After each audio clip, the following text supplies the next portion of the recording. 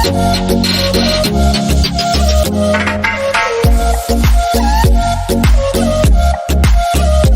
Guys, welcome back. This is Ankit Sharma और आज अपन discuss करने वाले हैं एक नए टॉपिक के बारे में, वो है इन्फ्लेशन।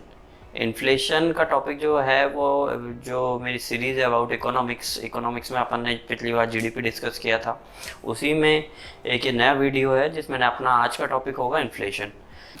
तो सबसे पहले अपन डिस्कस करेंगे व्हाट इज़ इन्फ्लेशन, ठीक है। सेकंड पॉइंट होगा types of inflation, third is causes of inflation, fourth is top examples of inflation in the world, and fifth is impact of inflation on stock market. Okay, so very first point is what is inflation. देखिए, inflation आप कह सकते हो, मैं ये video बिल्कुल short रखूँगा आपको ज़्यादा, ताकि अगर मैं डिटेल में समझाने जाऊँगा बहुत लंबा वीडियो बन जाएगा। इन्फ्लेशन और इकोनॉमिक्स इतना बड़ा सब्जेक्ट है कि कोई किसी भी टॉपिक पे अपन वीडियो बनाएंगे बहुत लंबा खींच सकता है वो। तो मैं बेसिक्स में आपको समझाना चाहूँगा कि इन्फ्लेशन क्या होता है, ठीक है। इन्फ्लेशन बेसिकली एक जनरल प्राइस राइज जो गुड्स एंड सर्विसेज के होते हैं around the boundary of your country is regarded as inflation, ठीक है। इन्फ्लेशन तो यूएस में भी है, तो उस यूएस के इन्फ्लेशन को तो अपन कंसिडर नहीं करेंगे। इन्फ्लेशन तो किसी और देश में भी है, तो वो अपन कंसिडर नहीं करते। अपन कंसिडर करते हैं इन्फ्लेशन जो गुड्स एंड सर्विसेज के अंदर होती है with in the boundary of any country. Okay, जैसे अगर अपन इंडिया की बात कर रहे हैं तो इंडिया में जो इन्फ्लेशन है वो मेजर किया जाता है दो इंडेक्स से। वो दो इंडेक्स हैं, first is CPI, second is WPI। जो CPI होता है वो है कंज्यूमर प्राइस इंडेक्स और WPI है वो है होलसेल प्राइस इंडेक्स। इसमें क्या होता है, जो होलसेल प्राइसेस होती हैं सारी चीज़ों की, जो भी आप चीज़ खरीदने जाते हो उनका जो होलसेल भाव है वो कंसिडर किया जाता है इन्फ्लेशन को मेजर करने के लिए। तो जैसे कि अगर किसी दाल का भाव 100 रुपये किलो था एक साल पहले, और एक साल बाद उसी दाल का भाव 110 रुपये किलो है, लेकिन वो होलसेल में, ठीक है, 100 रुपये किलो पहले बिक रहा था, अब 110 रुपये किलो बिक रहा है। तो ये जो 10% का इंक्रीज हुआ तो होलसेल जो अपना होलसेल इन्फ्लेशन होगा वो 10% हो जाएगा।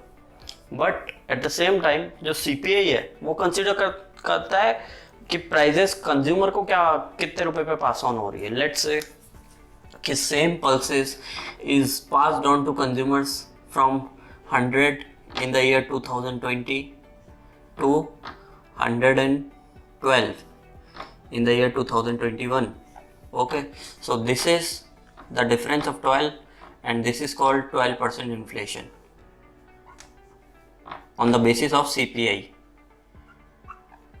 Okay, however, if you will talk about our WPI, in WPI we can go, and if the prices was 100 in 2020 and 2021 it was 110.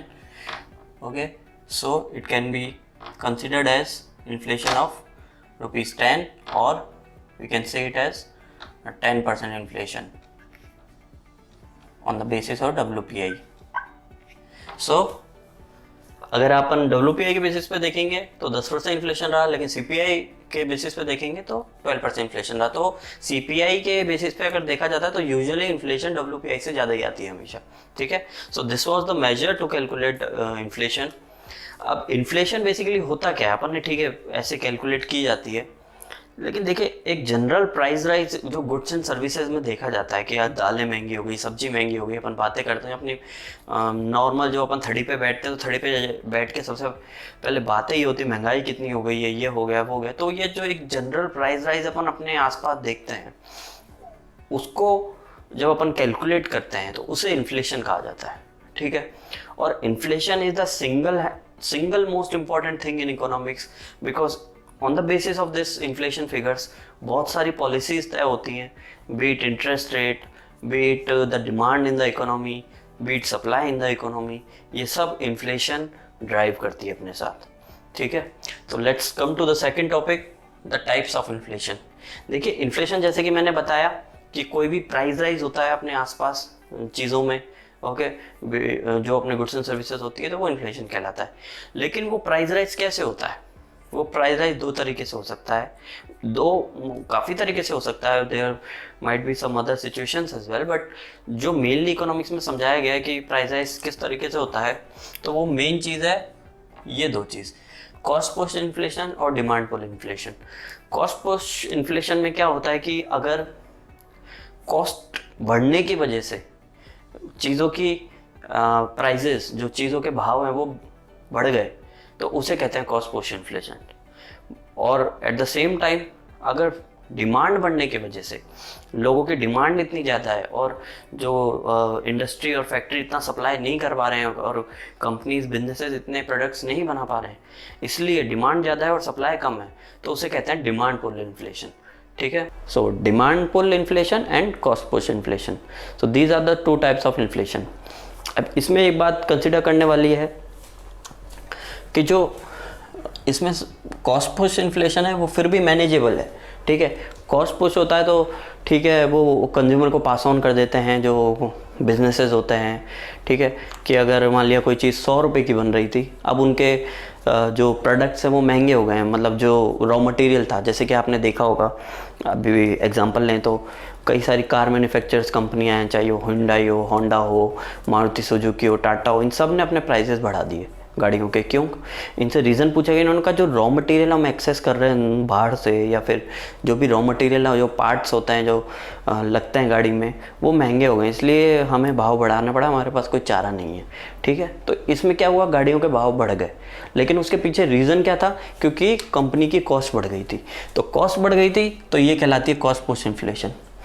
ठीक है, but at the same time अगर manufacturer से पूछा जाता कि भाई आप भाव क्यों बढ़ा रहे हो, आपने इतने इतने भाव बढ़ा दिए, और वो कहते कि नहीं नहीं एक्चुअली डिमांड इतनी ज़्यादा है, हम क्या करें, हमारे पास कोई चारा नहीं है, हमने भाव बढ़ा दिया। ठीक है, यानी कि 100 लोग एक गाड़ी मांग रहे थे और हमारे पास मैन्युफैक्चरिंग करने के लिए सिर्फ 20 गाड़ियाँ थी, तो हमने क्या किया कि हमें लगा देयर इज़ अपॉर्चुनिटी, हमने भाव बढ़ा दिया, दैट इज़ इट। ठीक है, ऐसा कुछ नहीं था कि उनके लिए कोई कॉस्टिंग बढ़ रही थी या कुछ बढ़ रहा था, बट उनके पास चारा नहीं था, उन्होंने सोचा कि डिमांड बहुत ज़्यादा है, let's benefit from this opportunity, और उन्होंने प्राइस बढ़ा दिया अपनी कार्स का। So this is called demand pull inflation. Okay, third point is the causes of inflation.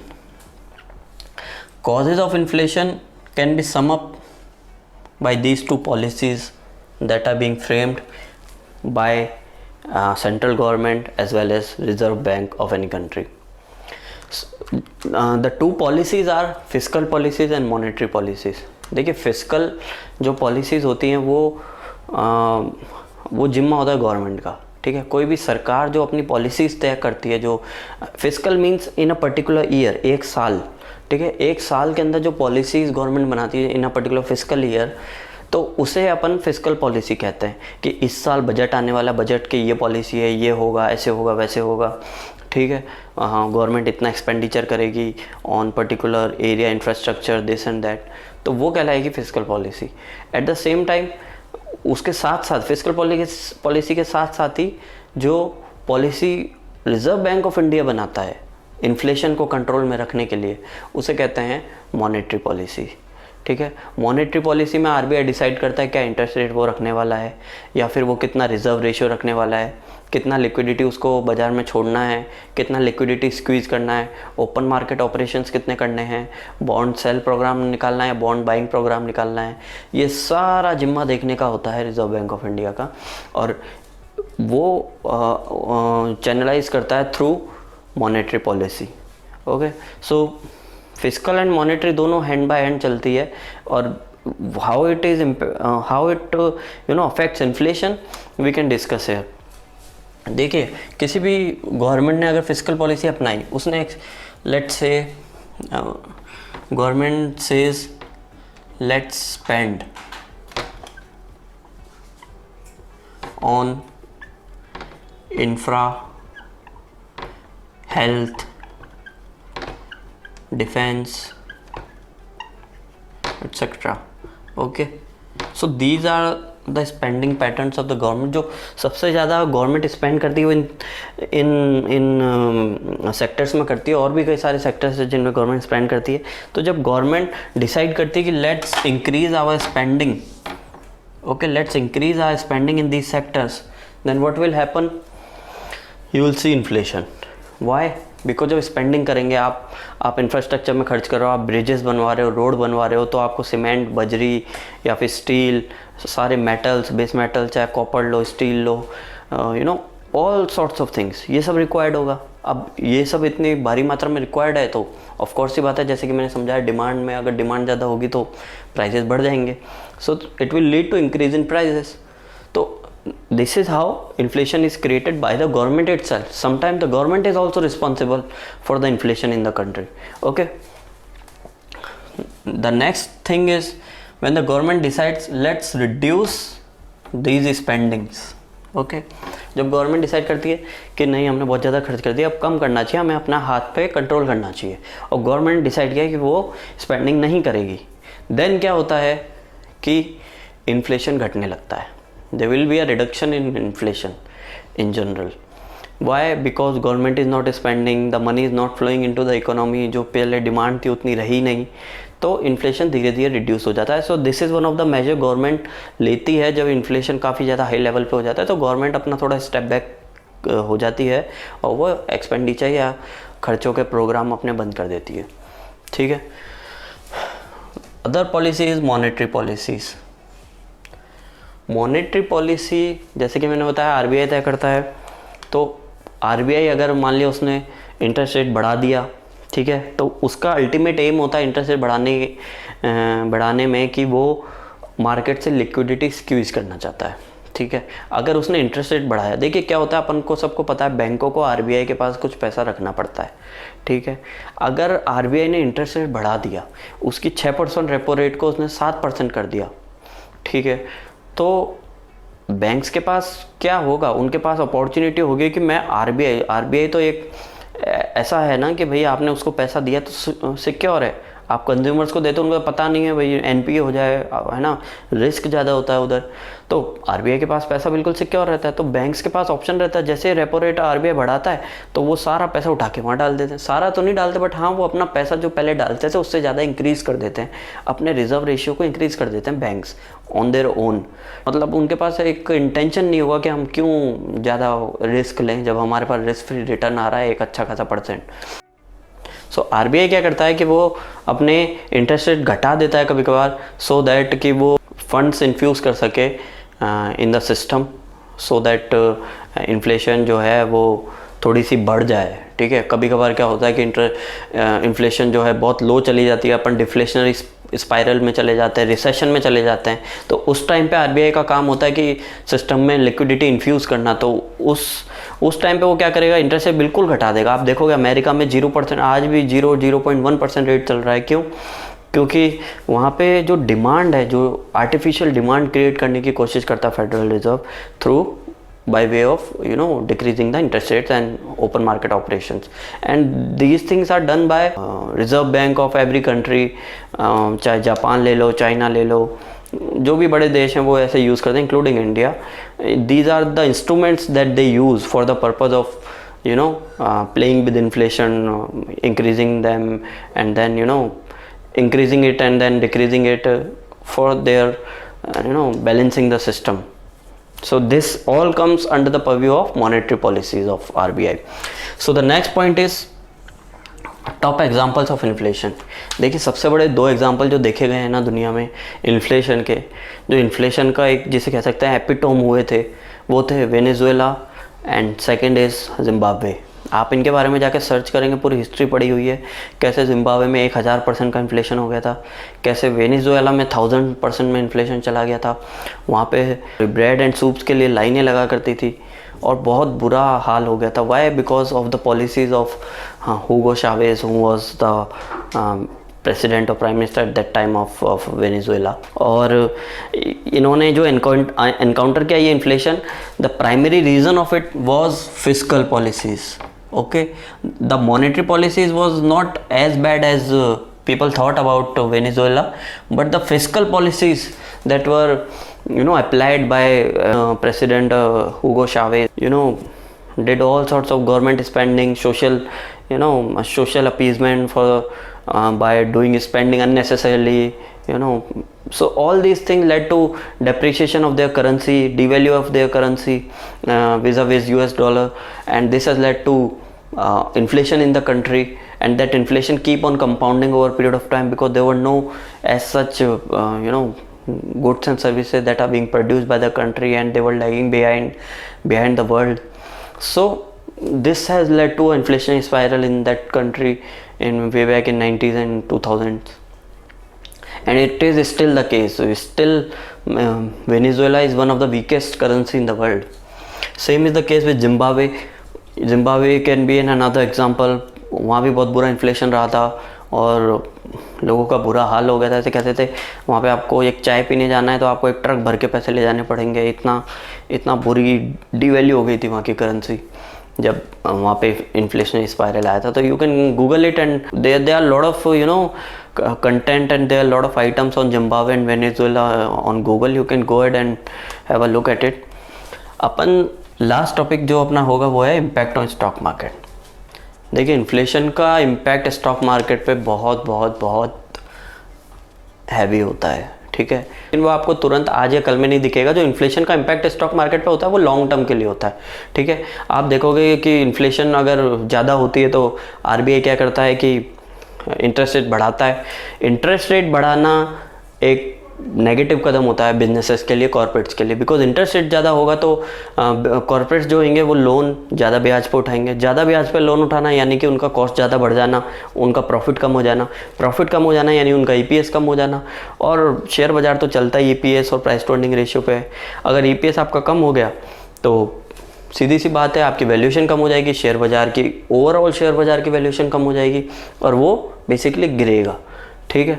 Eight the same time अगर इन्फ्लेशन कम है और आरबीआई की पॉलिसी स्टेबल है या वो इंटरेस्ट रेट घटा रहा है, that is a very kudos type of situation for the market, because then what will happen कि जो कॉस्ट ऑफ डेट है, जो कॉस्ट होती है डेट की फॉर कॉर्पोरेट्स और बिजनेस पर्सनस, उनके लिए वो कम हो जाएगी और इससे उनका प्रॉफिट जो बॉटम लाइन है वो इंक्रीज़ होगा, प्रॉफिट्स इंक्रीज़ होंगे। प्रॉफिट्स इंक्रीज़ होने से क्या होता है, सीधा इम्पैक्ट होता है स्टॉक मार्केट पे। Okay, so there is a direct link between companies profit and stock market valuation.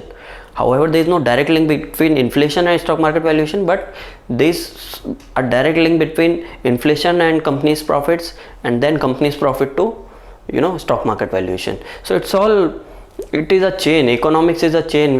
As we all know that if a single chain is broken up, things will going to break down in economics. But ये जो impact होगा long term में आपको देखने को मिलेगा। It is not going to be in the short term कि आज आरबीआई ने पॉलिसी बढ़ाई, इन्फ्लेशन हो रही थी तो उसने इंटरेस्ट रेट बढ़ाया और बाजार कल से गिरने लग गया। एंड इनफैक्ट मार्केट जैसा कि कहते हैं इज अ डिस्काउंटिंग मैकेनिज्म। तो आपने अगर देखा कि आरबीआई आज थर्सडे को वो लोग बैठे अपनी पॉलिसी के साथ, जो थर्सडे को वो अनाउंस करते हैं, उन्होंने कहा कि भाई हमने इंटरेस्ट रेट बढ़ा दी है। तो आप देखोगे कि बाज़ार में कुछ इम्पैक्ट ही नहीं हुआ उसका। वो इट इज़ वाई, बिकॉज इसलिए बाज़ार ऑलरेडी पहले ही सारी चीज़ डिस्काउंट करके चलता है। वो उसको लग रहा है, हल्का सा भी उसको लग रहा होता है कि इन्फ्लेशन आगे जा कर के बढ़ने वाला है, इसलिए इंटरेस्ट रेट भी बढ़ने वाला है, तो वो आज से गिरना शुरू हो जाएगा। तो 6 महीने बाद जो पॉलिसी आएगी उसके लिए वो आज से गिरना शुरू हो जाएगा और अपने आप को डिस्काउंट करने लगेगा। तो बाज़ार अगर आज 40,000 पे ट्रेड कर रहा है बैंक निफ्टी, उसको पता है कि 3-4 महीने बाद इन्फ्लेशन आने वाला है, ज़्यादा इंटरेस्ट रेट बढ़ने वाला है। आप देखोगे वो 40,000 के बैंक निफ्टी 35,000 पे होगी। अब अपन कुछ रिटेल ट्रेडर्स या बिल्कुल नए जो न्यूबीज़ होते हैं जो आते हैं मार्केट में, वो सोचते हैं यार कल आरबीआई की पॉलिसी है और है ना बाज़ार 35,000 पे चल रहा है, मुझे लगता है इन्फ्लेशन है और इंटरेस्ट रेट बढ़ने वाला है, तो मैं बाज़ार को शॉर्ट मार देता हूँ। जबकि आपको पता नहीं वो 40,000 से 35,000 गिर चुका है, 5,000 पॉइंट ऑलरेडी सब कुछ डिस्काउंटेड है मार्केट में। और उस लेवल पर अगर आप शॉर्ट करने जा रहे हो तो कोई सेंस नहीं बनता, आप फंस जाओगे and you will and up losing money. So it involve lot of analysis and research. You can not go on और हाँ कि ऐसा होने वाला है, ऐसा था, अगर इन्फ्लेशन है तो इंटरेस्ट रेट भी बढ़ेगा, इंटरेस्ट रेट बढ़ेगा तो मार्केट गिरेगा। ऐसा नहीं होता है। मार्केट का अपना एक मैकेनिज्म है उसका, it has its own way of working, and in order to benefit from the market you have to know its own way of working. You cannot there is a quote of Warren Buffett, if it was all about economics then economists would be the richest man in the world. अगर सब कुछ economics ही होती तो economics richest man in the world होनी चाहिए थे, but वो तो नहीं है। बट बाजार कैसे वर्क करता है ये इकोनॉमिस्ट नहीं जानते, ठीक है। बाजार का वर्क करने का स्टाइल उसका अलग होता है और उसके लिए आपको उसका एनालिसिस आना चाहिए, उसके एक्सपर्ट आप होने चाहिए। ये नहीं कोई भी पॉलिसी या कुछ भी देख के आप कूद गए बाजार में और बाइंग सेलिंग स्टार्ट कर दी। ठीक, सो this is it in this video guys. अगर आपको वीडियो पसंद आया तो जरूर लाइक एंड सब्सक्राइब कीजिएगा।